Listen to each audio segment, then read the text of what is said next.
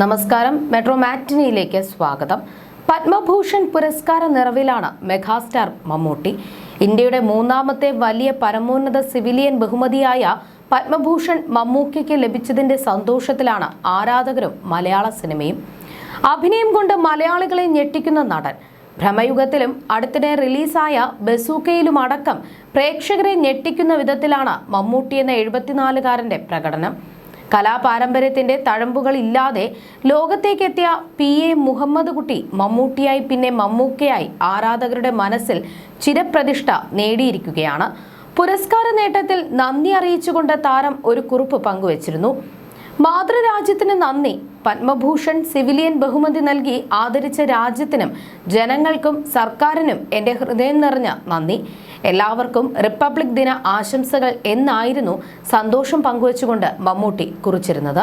ഭ്രമയുഗം എന്ന ചിത്രത്തിലെ അഭിനയത്തിന് മികച്ച നടനുള്ള സംസ്ഥാന പുരസ്കാരം ഏറ്റുവാങ്ങുന്ന അതേ വേളയിലാണ് പത്മഭൂഷൺ പുരസ്കാര വാർത്ത കൂടി പ്രഖ്യാപിച്ചതോടെ ഇരട്ടി മധുരമായി. 5 പതിറ്റാണ്ടിലേറെയായി ഇന്ത്യൻ സിനിമാ ലോകത്തിന് നൽകിയ സമഗ്ര സംഭാവനകൾ പരിഗണിച്ചാണ് മമ്മൂട്ടിക്ക് പത്മഭൂഷൺ നൽകി രാജ്യം ആദരിച്ചത്. റിപ്പബ്ലിക് ദിനത്തോടനുബന്ധിച്ചാണ് കേന്ദ്ര സർക്കാർ ബഹുമതി പ്രഖ്യാപിച്ചത്. 1998-ൽ പത്മശ്രീ പുരസ്കാരം നൽകി രാജ്യം അദ്ദേഹത്തെ ആദരിച്ചിരുന്നു. 3 പതിറ്റാണ്ടുകൾക്കിപ്പുറം തേടിയെത്തിയ ഈ പത്മഭൂഷൺ പുരസ്കാരം മലയാള സിനിമയ്ക്കും ലോകമെമ്പാടുമുള്ള മലയാളി പ്രേക്ഷകർക്കും ഒരുപോലെ അഭിമാന നിമിഷമായി മാറി. പ്രതീക്ഷിക്കാതെ വന്നു ചേർന്നതാണ് അതിൽ സന്തോഷം. രാജ്യം ആദരിക്കുക എന്ന് പറഞ്ഞാൽ അതിനേക്കാൾ വലിയൊരു ആദരമില്ല. സന്തോഷം, അതിസന്തോഷം. എനിക്ക് സന്തോഷമാണ്, മലയാളികൾക്കും സന്തോഷമായില്ലേ എന്നായിരുന്നു മമ്മൂട്ടിയുടെ പ്രതികരണം. ഇപ്പോഴിതാ എറണാകുളത്തപ്പൻ ക്ഷേത്രത്തിൽ മഹാ അന്നദാനം ഉദ്ഘാടനം ചെയ്യാനായി മമ്മൂട്ടി എത്തിയതും ഏറെ വാർത്ത നേടി. പത്മ പുരസ്കാര പ്രഖ്യാപനത്തിന് ശേഷം മമ്മൂട്ടി പങ്കെടുത്ത ആദ്യ ചടങ്ങ് കൂടിയായിരുന്നു.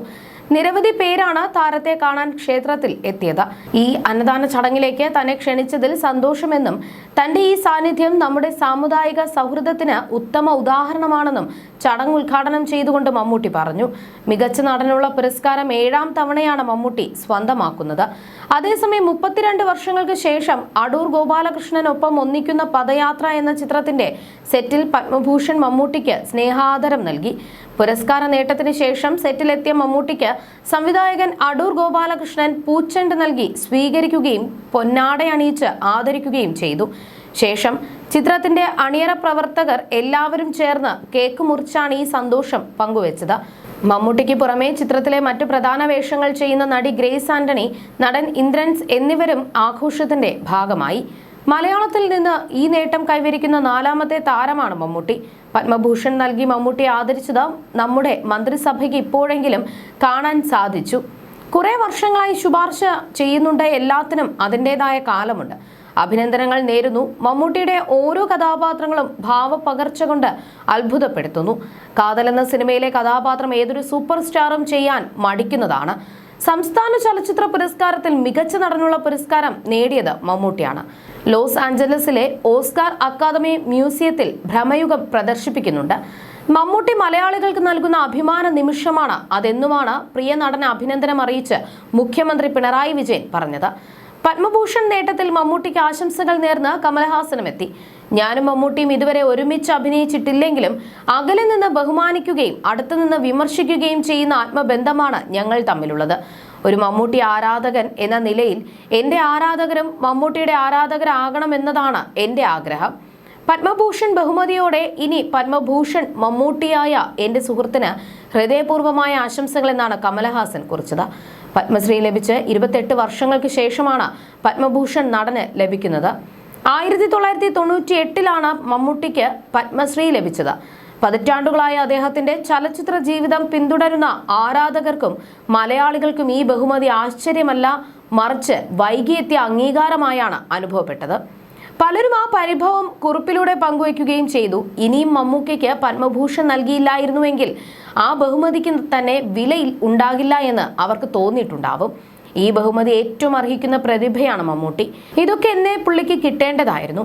ദാദാ സാഹേബ് ഫാൽക്കെ കൂടി കിട്ടട്ടെ. 10-20 വർഷം മുൻപ് അദ്ദേഹത്തിന് എത്തിച്ചേരേണ്ട അംഗീകാരമായിരുന്നു എന്നിങ്ങനെയായിരുന്നു പ്രേക്ഷകരിൽ നിന്നും വന്ന പ്രതികരണങ്ങൾ.